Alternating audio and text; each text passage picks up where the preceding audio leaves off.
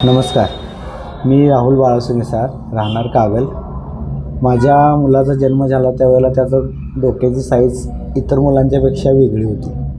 म्हणजे सुरुवातीला आम्हाला डॉक्टरांनी सांगितलेलं की त्याला शंट ऑपरेशन म्हणून सांगितलेलं, कारण त्याच्या डोक्यात पाणी सारते असं सांगितलं.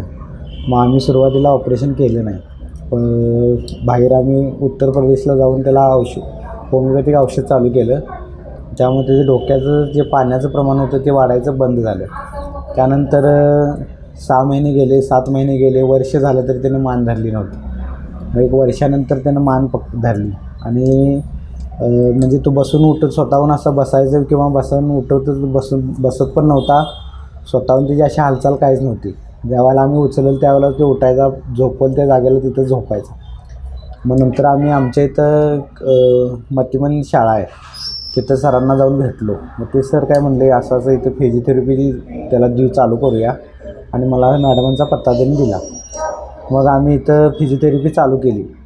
जवळजवळ 1 वर्ष फिजिओथेरपी चालू होती. त्याला सुरुवातीला असं उठून बसता येत नव्हतं, त्या स्वतःहून असं उभं राहता येत नव्हतं. पण आत्ता तिची प्रगती इतकी झाली आहे की तो स्वतःहून चालतो आहे. इतका चालतो की त्याला आम्हाला पकडायला लागतं, एवढा फास्ट चालतो आहे तो. आणि खरोखर इथं आम्ही फिजिओथेरपी लावल्यामुळं आमच्या मुलात म्हणजे औषधोपचारापेक्षा फिजिओथेरपीमुळे आमच्या मुलाला इतका फरक पडला की तो आता स्वतःच्या पायानं चालतो. आणि मला मॅडमांचा आभार मानायचा की त्यांच्यामुळे हे सगळं सक्सेस झालं. आणि आम्ही पण आशा सोडली नाही आणि मॅडमांनी पण आशा सोडली नाही की त्याला चालवूनच मी गप्प बसणार असं मॅडम म्हणाले. कारण त्याचा खूप वेळ आम्ही 1 वर्ष, जवळजवळ 1 वर्ष ते 1.25 वर्ष आम्ही इथं ट्रीटमेंट चालू केली. शेवटला आम्ही आशा सोडलेली, पण मॅडमांनी शेवटपर्यंत आशा सोडली नाही. आणि ते मॅडमांच्या जिद्दीमुळे आज चालू लागला.